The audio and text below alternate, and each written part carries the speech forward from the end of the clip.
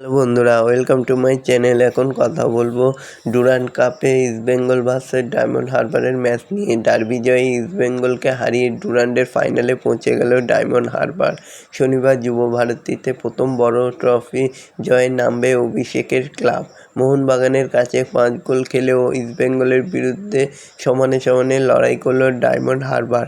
প্রতি আক্রমণে লাল হলুদ ব্রিগেডের উপরে চাপ রাখলেন কিবু বিকোনার ছেলেরা, জয় ছিনিয়ে নিল।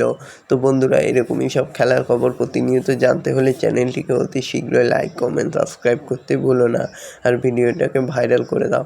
ইস্টবেঙ্গলকে হারিয়ে প্রথমবার ডুরান্ড কাপের ফাইনালে ডায়মন্ড হারবার এফসি কলকাতার ময়দানে নতুন শক্তির যাত্রা অব্যাহত থাকলো। দেশে প্রাচীনতম ফুটবল প্রতিযোগিতায় 2-1 ব্যবধানে জিতে ডুরান্ড কাপের ফাইনালে চলে গেল অভিষেক বন্দ্যোপাধ্যায়ের ক্লাব।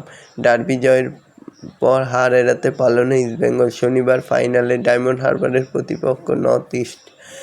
তো সেমিফাইনালের প্রথমার্ধ জুড়ে যেই সুযোগ নষ্টের প্রদর্শনী দেখলেন যুব ভারতের দর্শকরা। সামনাসামনি পাল্লা দিলেন ইস্টবেঙ্গল এবং ডায়মন্ড হারবারের ফুটবলরা। 24 মিনিটের মাথায় স্যামুয়েলের শটে পোস্টে গেলে না ফিরলে এগিয়ে যেতে পারত ডায়মন্ড হারবার।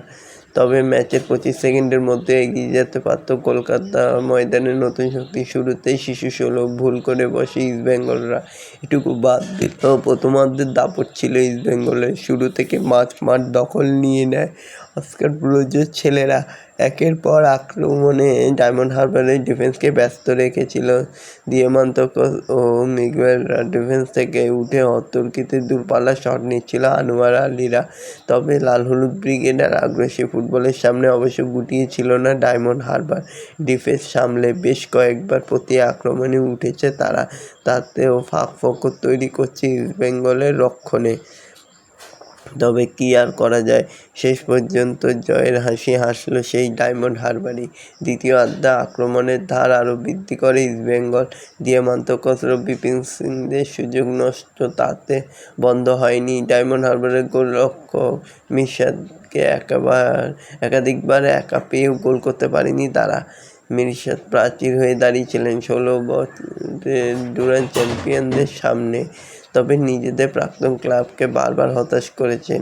খেলার গতির বিপরীতে 66 মিনিটে মিকেল কোতাদারের গোলে এগিয়ে যায় ডায়মন্ড হারবার ও ফ্রি-কিক থেকে বক্সের মধ্যে বল পেয়ে মারে।